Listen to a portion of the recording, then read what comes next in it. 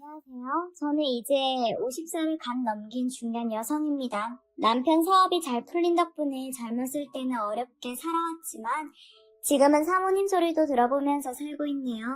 저 키우느라 고생한 엄마 아빠 호강시켜주면서 자식들 대학 보내고 남편이랑 놀고 먹을 생각에 한없이 행복하기만 했어요. 그런데 어렸을 때도 엄마랑 아빠가 똑같이 나눠 먹으라고 먹을 걸 주면 꼭 부모님이 안 보는 틈을 타서 제 머리를 쥐어받고 이러면 죽는다고 협박하며 모든 걸 다 빼앗아가던 오빠가 늙어서도 저를 고생시키게 될 줄 누가 알았을까요? 그래도 저것도 가족이라고 차마 죽이지는 못하고 살고 있습니다. 사건의 발단은 이렇습니다. 저는 남편 사업이 잘 풀려서 승승장구였지만 오빠란 놈은 어휴 오빠라고 부르기도 싫네요. 그냥 오씨라고 부르겠습니다. 오씨는 남 밑에서 죽어도 일 못하겠다고 연부를 외던 것처럼 한 직장에서 3개월 이상 다니는 꼴이 없었어요. 학교도 그랬습니다. 고등학교까지는 의무교육이니까 자기가 울며 겨자먹기로 다녔지만 대학도 3개월을 못 남기고 자퇴했죠. 그래도 또 꿈이 있다며 그 꿈을 이루기 위해서는 학벌이 필요하다면서 남들 한 번 가는 대학을 오씨는 벌써 4번이나 왔다 갔네요. 그중 한 번은 빼야겠군요. 대학에 가겠다고 말만 하고 그 등록금 가지고 홀라당 튀어버렸지 뭐예요. 그 당시 사귀던 여자친구 비싼 명품 가방 하나 사주고 자기는 친구들이랑 그 돈으로 술 퍼마시고 사고치고 경찰서에서 걸려온 전화로 알았습니다. 등록금으로 그 난리를 피운걸요. 엄만 쓰러지려 하시고 아빠는 너 같은 아들 둔 적 없다고 그냥 교도소에 쳐넣으라고 소리 지르셨죠.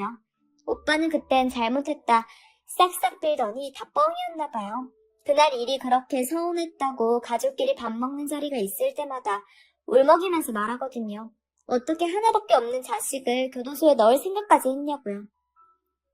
그때마다 제가 왜 하나야? 하니까 우리 가문이 어떤 가문인데 계집을 자식으로 치냐고 여자는 결혼하면 다 남남 아니냐고 결혼해서 꾸릴 가정에 충실할 생각이나 하지 어디 오빠가 말하는데 말을 잘라먹냐고 훈수질하길래 뭐라고 한마디 더 하려다가 엄마가 밥상머리에서 시끄러운 거 딱 질색이라고 자꾸 이런 식으로 굴 거면 너 서운한 거 신경 쓰기 싫으니 그동안 그렇게 고생시킨 거 다 퉁치기로 하고 다신 찾아오지 말라고 아직 뭐 붙어먹을 게 있으면 너도 그냥 닥치고 밥이나 먹으라며 오빠를 혼내주길래 참았습니다.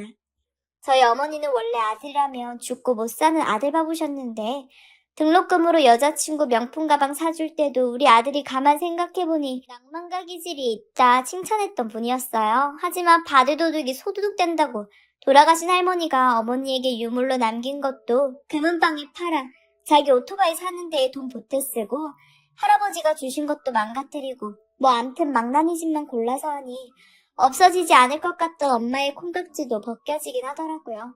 아무튼 오씨는 40살이 넘어서도 번듯한 직장 하나 가지지 못하고 늘 3개월 겨우 채워 메뚜기 뛰듯 직장으로 옮겨 다녔습니다. 그러니 웬만한 곳에서는 저는 오씨를 받아주지 않더라고요. 금방 나갈 사람이라면 저 같아도 안 뽑아요. 그렇다고 성실하게 생기지도 않았고 오씨 면접 보러 갈 때 늦는 것보다 나을 거라며 쪼리 신고 나갔습니다. 아무리 하찮은 기업이라 할지라도 쪼리 신고 헐레벌떡 면접 오는 사람을 뽑고 싶을까요? 그래서 저 오씨 엄마 아빠 옆에 평생 빌붙어서 사는 건 아닐까 걱정하느라 결혼식 날에도 잠을 한숨도 못 잤네요. 저 없으면 저 오씨가 엄마 아빠한테 얼마나 더 짐짝처럼 굴지 누구보다도 제가 더 잘 알았거든요. 그래서 결혼식장에서도 눈물 왈칵 쏟을 뻔했지 뭐예요. 동생 결혼식장에서 술 냄새 풀풀 풍기며 손님들 맞이하는 것도 부족해서 축의금 몰래 훔치려다 들키기까지 하고 그놈을 보며 시댁에 미안하다 고개 숙여 사과하는 부모님을 보는데 얼마나 늙으셨는지 엄마 아빠가 저렇게 빨리 늙는데 저놈의 공이 80%라는 생각에 한 대 치고 싶었습니다. 그래도 결혼식 날 신부가 오빠 때리면서 소란을 일으킬 순 없으니 꾹 참았죠. 결혼하고 한 3개월쯤 지났을 때였습니다. 남편이 아무래도 이건 말해야 할 것 같아서 말한다고 듣자마자 너무 화내지 말고 차분히 자기 이야기를 끝까지 들어달라 이야기하길래 본론을 듣지 않아도 오씨 이야기인 것 같더라고요. 뭔데 말해? 하니 오씨가 일주일에 한 번씩 연락을 해서 용돈을 달라 하더라는 겁니다. 처음에는 당황해서 얼떨결에 5만원, 10만원 보냈는데 그 주기가 점점 짧아지고 원하는 액수가 너무 커져 감당하기 어렵다는 겁니다. 그 이야기를 하는 와중에 아니나 다를까 오씨한테서 전화가 오더라고요. 그 전화를 남편이 받기로 하고 스피커폰으로 나도 들을 수 있게끔 해놓으라고 시켰습니다. 들어보니 가관이 따로 없더라고요. 내 동생은 돈을 안 주니 어쩌겠어. 고마운 줄을 몰라. 어릴 때 내가 지를 얼마나 예뻐했는데. 그리고 알게 모르게 나한테 뜯어간 돈이 걔가 상당해. 그래서 받아야 할 돈도 많고. 부부는 어차피 한 몸이잖아. 에이 구차하다 이렇게 말하는 거 다 무슨 뜻인지 알지? 하는데 수화기 너머로 옷이 친구들이 부르는 소리가 들렸어요. 그럼 끊는다. 계좌 알지? 하고 전화가 뚝 끊기는데 제 이성도 뚝 끊겼습니다. 바로 오씨한테 전화를 걸었죠. 그런데 제 전화는 받지 않더니 남편에게 문자를 하더군요. 혹시 동생한테 말했냐고 의리도 없는 놈이라고 욕하는데 진짜 이놈 죽이고 제가 교도소 가고 싶다는 생각이 들었습니다. 그 문자며 전화며 모두 가지고 부모님을 찾아갔어요. 오씨는 늦게까지 친구들과 술 퍼마신 여파인지 늦잠을 자고 있더군요. 깨우려다 참고 부모님 앉혀두고 말했습니다. 오빠라는 놈이 남편한테 뒤로 연락해서 돈 요구했다고 용돈이라는 명목으로요. 지가 깡패도 아니고 뭔데 5만원 10만원씩 뜯어가냐 엉엉 울었습니다. 지가 커가면서 내가 빵 한 쪽 다 먹는 꼴을 못 보고 그걸 빼앗아 먹던 사람이 저 사람인 거 엄마 아빠도 알지 않냐고 우니 자기들이 단속해 보겠다고 제 어깨를 토닥여주더라고요. 근데 그때 방문이 쾅 하고 열리면서 그게 그렇게 아깝냐고 어릴 때 뭘 모르니까 한 실수를 아직도 쪼잔하게 다 기억하고 있는 네가 이상한 거 아니냐? 면서 엄마 아빠가 있는 앞에서 저한테 삿대질하며 화를 내는 겁니다. 아빠가 그만 못하냐고 소리 지르니 왜 제 편만 드냐고 오히려 지가 억울하다고 가슴을 탕탕 치는데 오씨는 뭔 생각인지 아들이 사위한테 무시나 당하는데 안 속상하냐고 감정이 호소하는 거예요. 도대체 제 서방이 언제 무시했죠? 늘 주던 돈 어제 안 준 거 아니면 저한테 참다 말한 거 말하는 건가요?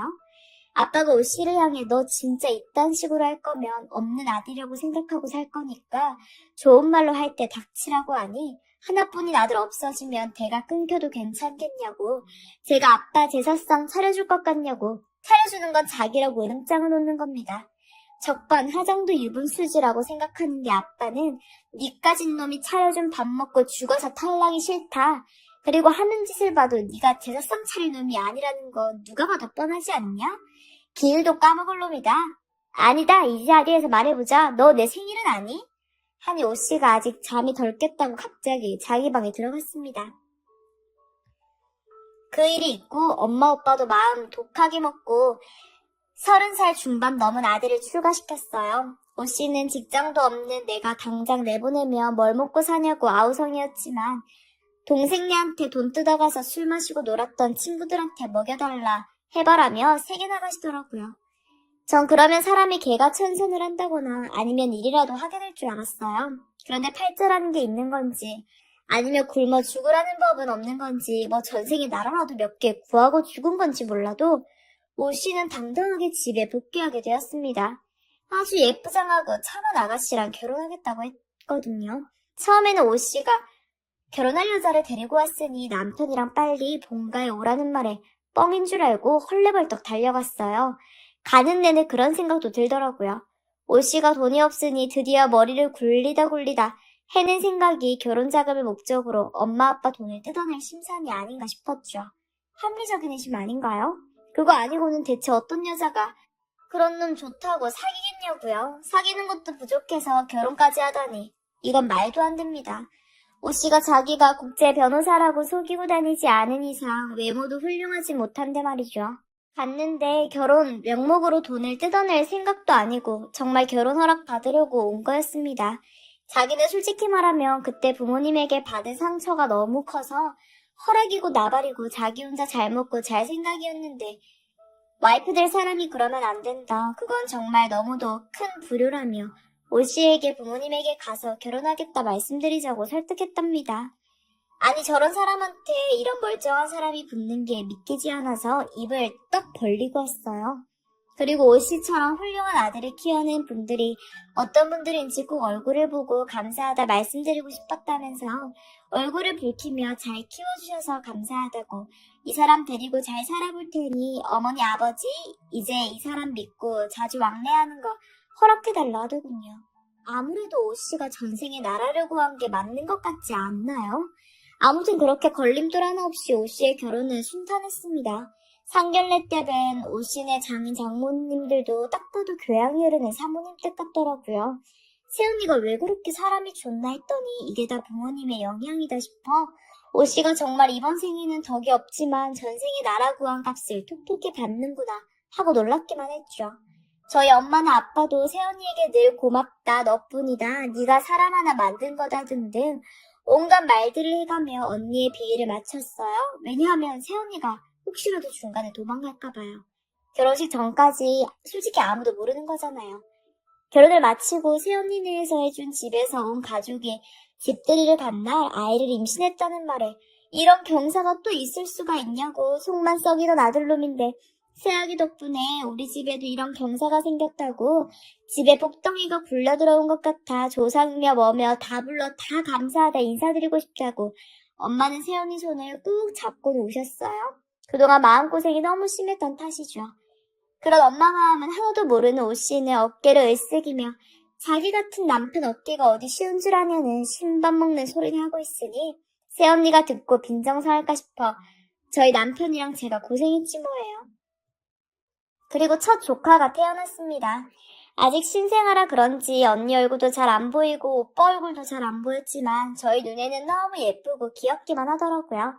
이렇게 귀여운 아기가 우리 집에 오다니 아니 아기가 아닌 천사가 오다니 기적이 따로 있는 게 아니구나 싶어 엄마 아빠랑 시간 가는 줄 모르고 아기를 보고 오고 그랬습니다.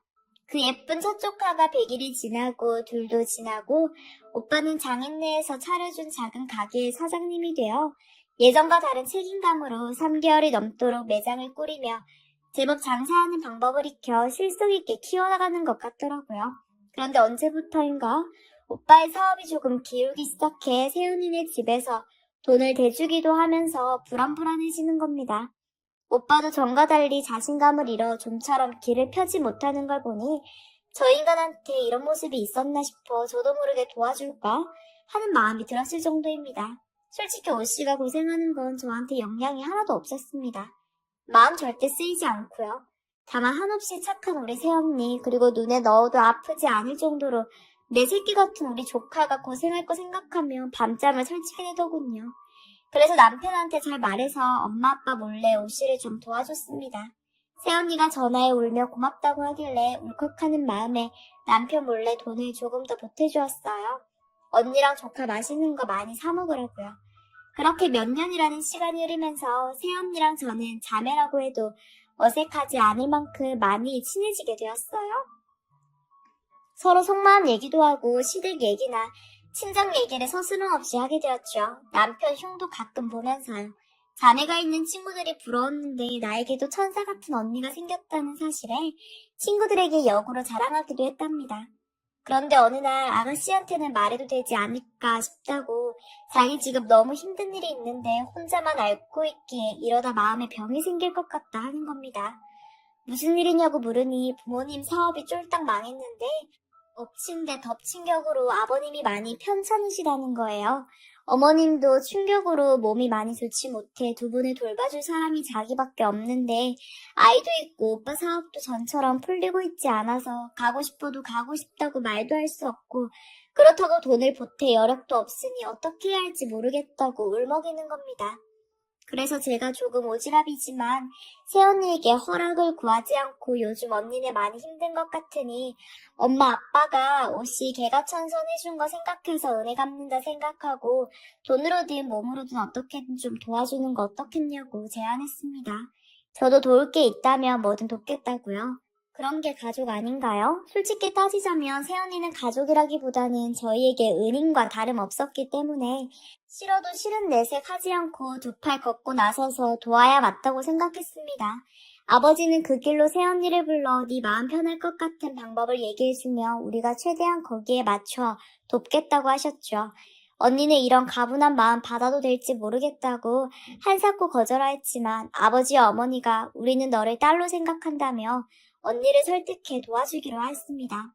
엄마와 아빠가 조카를 봐주기로 하고 저희 셋이 돈을 모아 조금 보태주기도 했어요. 언니는 지금 당장 급한 돈은 억이지만 억을 다 바라는 건 아니라고 당장 급하게 쓸 돈은 5천 정도이니 그 정도만이라도 혹시 가능하겠냐고 아버지가 건강 되찾으시고 다시 사업 시작하시면 그 돈의 몇 배로 갚을 수 있다고 말하더군요. 다들 생각하고 빌려주는 돈 아니니 부담 가지지 말라고 저희끼리 8천까지 모아서 언니에게 드렸어요. 언니는 고맙다고 어머니 아버지가 조금이라도 쾌차하면 그 길로 얼른 올라오겠다고 하고 친정에 내려갔죠. 그런데 일주일이 지나도 2주일이 지나도 이렇다 할 안부 전화가 없는 거예요. 생각보다 집 상황이 심각하구나 싶어 먼저 연락하는 건 예의가 아니다 생각했고 그저 언니에게서 먼저 연락이 오기를 기다리고 있었습니다. 오씨한테나 간간히 연락이 왔느냐고 물어봤죠. 오씨가 정신이 없어 우리에게는 연락을 못하고 있는 것 같다고 하면서 상황이 생각보다 심각한 것 같다고 자기 가게 보증금을 빼서라도 언니네를 도와줘야 할 것 같다고 하길래 저희도 없는 돈 더 긁어서 오씨 편에 보냈습니다. 그렇게 1-2달을 지냈나 봐요. 아무리 상황이 힘들고 바빠도 안부 전화 아니 안부 문자 한 통 못할 정도인가 싶어 슬슬 서운하게 시작하던 참이었죠. 오빠한테 전화하니 아니 없는 번호라는 거 아니겠습니까? 이게 무슨 일인가 싶어 언니에게 전화를 거니 언니 번호가 없는 번호라며 연락이 되지 않는 거예요. 당황스러운 마음에 헐레벌떡 엄마한테 전화를 걸어 말하니 시댁 어른들 번호도 한 분도 없는 번호로 나오고 한 분은 번호가 바뀌었다며 생판 모르는 남이 받더라는 겁니다. 이게 무슨 일인가 싶은 거죠. 오빠랑 친하게 지내던 친구에게 어렵게 연락을 걸어 오빠 소식 아는 거 뭐 없냐고 물으니 친구가 하는 말이 가관입니다. 걔 아무래도 뜬 것 같다고 아무래도 저한테 연락해서 물어볼 참이었다고 하는데 헉 했어요. 무슨 일이냐고 물어보니 몇 개월 전부터 자기네 처간의 사정이 너무 힘들어졌다고 결혼식 때 봤던 그 모습이 아닌 너무 야이셨다는 둥 와중에 아이가 아파 자기가 요즘은 일을 못해 월세도 못 내고 있다는 둥 앓는 소리를 내서 친구들끼리도 돈을 모아 빌려줬답니다. 친구들끼리 계약한 게 있었는데 계약한 돈도 일단은 네가 가져다 쓰고 급한 상황 마무리되면 보증금을 빼서라도 갚으라는 둥 얘기하며 도와줬다고 해요. 그런데 이게 무슨 일입니까? 오씨가 그 돈을 모두 가진 시점 이후로 연락이 되지 않는다는 거죠. 아무래도 다 들고 튄 것 같다고 했습니다. 아무리 그래도 가족 돈까지 들고 튀었을까? 아니다 뭔가 다른 일이 있었을 거야 라고 생각했지만 둘은 혼인신고도 하지 않은 채 동거를 하고 있던 사이였고 아이는 오빠의 아이도 아니었어요. 혈액형이 둘 사이에서 절대 나올 수 없는 혈액형이더라고요. 그런데 오빠 밑으로 출생신고는 되어 있고 엄마 아빠 뒷목 잡고 쓰러지기 일보 직전이었습니다. 돈 어떡하냐고 아우성인 오씨 친구들에게 급하게 적금 깨서 몇 푼씩 갚고 난 후에 알았어요. 둘이서 작정하고 주변 사람들 돈 다 털어낸 다음 잠적했다는 사실을요. 어떻게 알았냐면 철장 안에 갇혀 있더라고요. 처음부터 그럴 작정은 아니었다는 뻔한 변명을 시작해서 정말 기억하기도 싫습니다. 상견례 자리에 왔던 분들도 전부 가짜였다지 뭐예요? 철없는 오빠 때문에 엄마 아빠는 버티고 버티시다 결국 쓰러지셔서 병원에서 치료받으시고 아이는 제가 어떻게 할 수 없어 보고 있긴 하지만 앞으로 어떻게 해야 할지 모르겠습니다. 부모 자식 간의 연을 끊겠다 하시며 그놈이 진 빚은 우리가 감당할 몫이 아니라고 냉정하게 끊어내려 하시면서도 조카는 어떻게 해야 될지 정말 이래저래 고민이 많네요. 오씨는 그 와중에 뻔뻔하게 좋은 변호사를 써서 자신을 빼내어달라.